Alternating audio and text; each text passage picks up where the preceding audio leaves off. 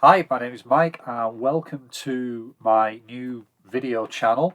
Now, this channel is largely going to be talking about football in general and Burnley FC in particular, but it's going to hopefully be a little bit different to some of the stuff you've already seen. I'm not intending using this channel for, say, match day vlogs. I've seen some match day vlogs, they are really good.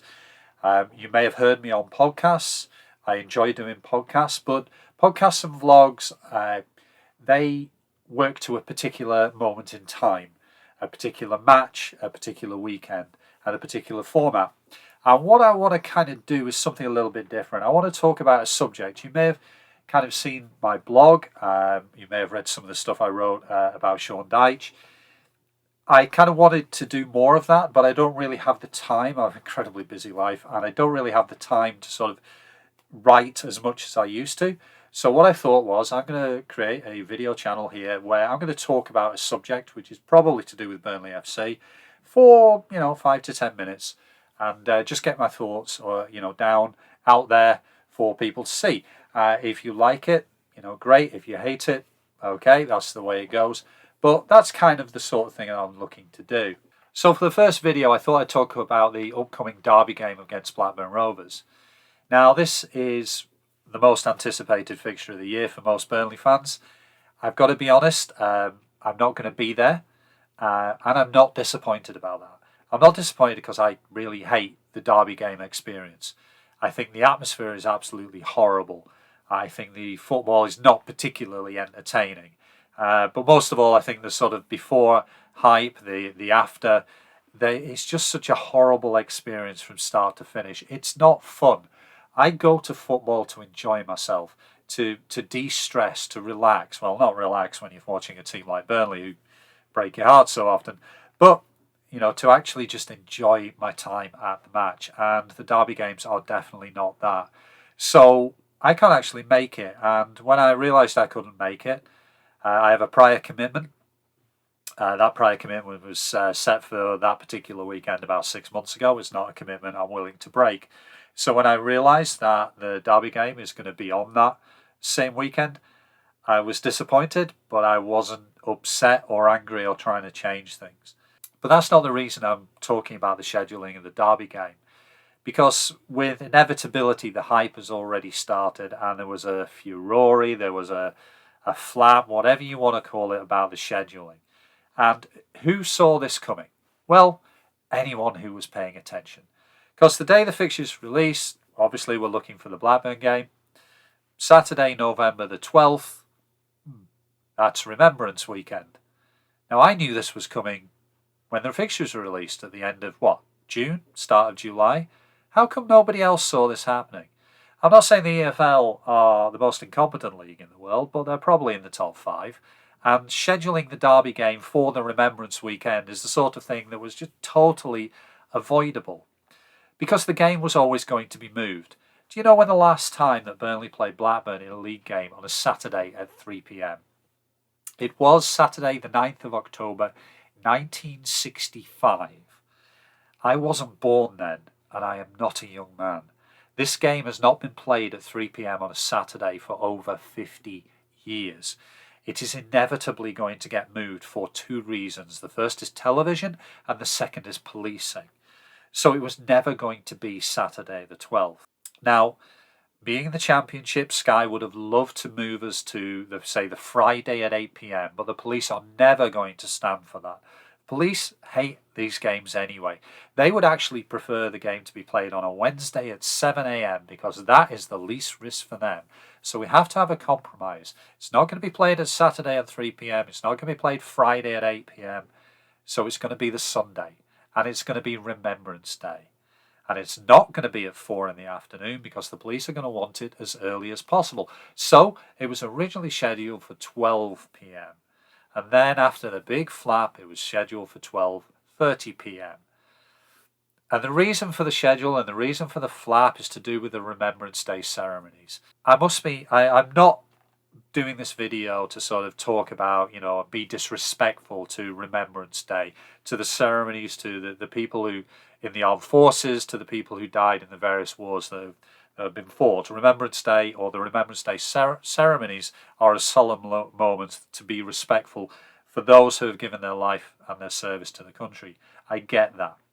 But trying to tie the Remembrance Day ceremonies to the football match and trying to talk about it being disrespectful is bandwagon jumping of the sort that we can kind of expect about anything these days, where it's about sometimes feigning patriotism, and I choose my words carefully there, feigning patriotism, and it's about being holier than thou and my poppy's bigger than your poppy.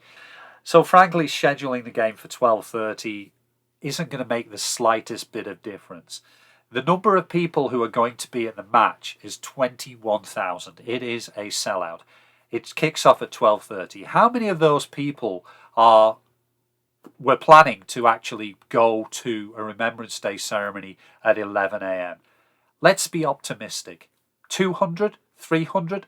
1% of that 21,000 have had their daily plan actually, or their Remembrance Day plans affected by the scheduling of this match.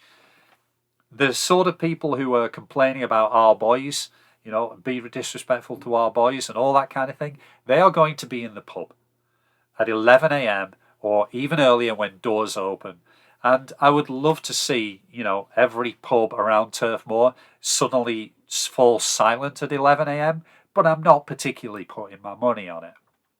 And so I'm sorry, what is the point of, making a furore about it unless you are looking, and I can think of a couple of people, of getting your name in the paper and talking about fake patriotism.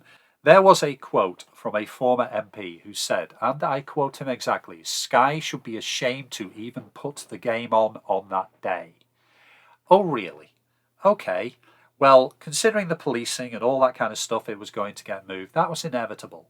But he's saying that it's disrespectful to play football, a derby game, on Remembrance Day. Now, if you know your World War I history, there are certain symbols that are famous from that particular conflict. The poppy, that's where it comes from. Armistice Day, that's where it comes from.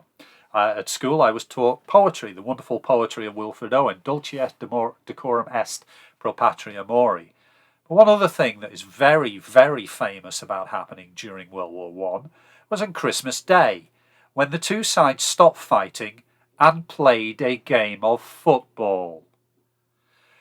So not only is he wrong to say it's disrespectful to play football on Remembrance Day, he's ignorant of the history of Remembrance Day and the way that football kind of sometimes brings people together, which is kind of symbolic when you've got Blackburn and Burnley playing on that day. So it's just outrage for clicks, outrage for quotes. He doesn't really care. It's all about getting your name in the press and trying to score a few patriotism points. The second thing that kind of came out of this was the announcement from the clubs that this particular match is not going to be a bubble match. If you're familiar with the bubble match, that's when there's convoys. You're only allowed to go to the game in a convoy. There's police everywhere. There's helicopters. There's riot shields. It's less than going to a football match, more going to a conflict zone. You get treated like a hooligan, whether you are misbehaving or not. It makes the entire atmosphere horrible. Now, they've announced that this game is not actually going to be a bubble match, to which my immediate response was, really? Okay. Yeah, now this seems like, ordinarily I'd be turning around and saying a bubble match, restrictions, lifting of that, great, fantastic. But choosing this particular game to be the first non-bubble match, the first derby game in 7 years, that's taking a gamble. Now, I don't blame the clubs for, thinking the best, hoping for the best, being optimistic. It's not just that, there is a financial cost as well. The cost of the policing, which is borne by the clubs, is absolutely huge. And they are looking at ways of cutting costs. It's the Championship. You can't afford this all the time. So they are putting the faith in their supporters. Now, I don't hold clubs liable for the behaviour of their supporters. I don't think that's fair. I think every club tries its best to make sure that its supporters behave. I think Burnley and Blackburn in the past have done great things to actually try and defuse tension. But we know what is going to happen. There are a bunch of people who are going to go there who, with this sole intention of winding up the opposition, who are going there not for the enjoyment of the game, but to spend 2 hours screaming abuse at the people on the other side of the barricades. That may sound cynical, and I'm not tarring all fans. In fact, these people aren't fans, really. They're not. They are only there for the fight. They're only there for the abuse. They're only there for the, and they would even say banter, and I hate the word banter, but that's the kind of thing that these people justify as banter. Hatred and abuse as banter. And they spoil it. They spoil it for every other fan. That's where I kind of talk about the atmosphere being horrible. It is not very much fun. They are going there in order to score points. And you can kind of see it already. You can see it on Twitter. People are scoring points from one side and scoring points on the other.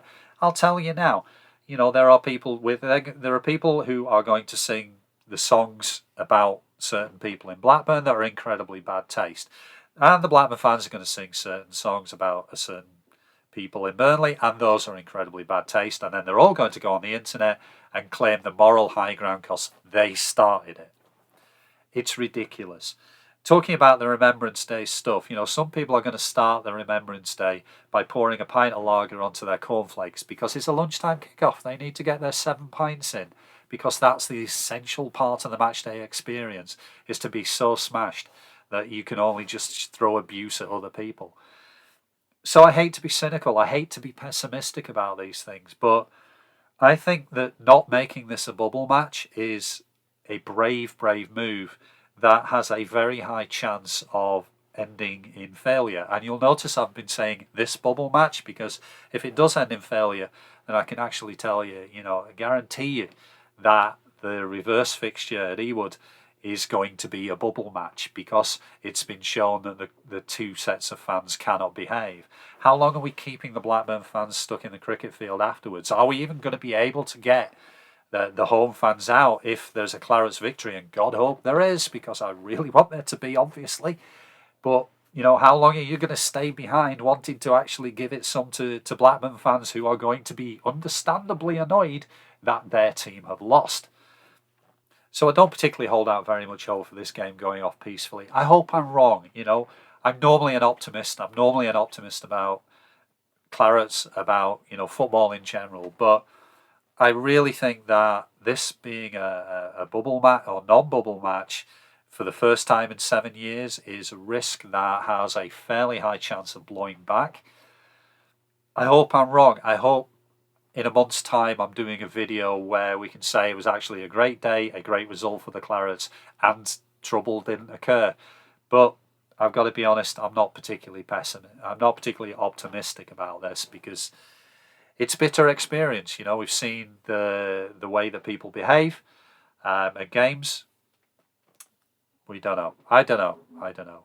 But anyway, that's me done for this particular video. As I say, this is the first. If you like what you've seen, please give me a like. I believe this traditional thing, if you like and subscribe, then that would be great. Leave a comment below. What do you think? Do you think I'm right? Do you think I'm wrong? Give me some feedback. Is there anything you want to see me cover in future videos?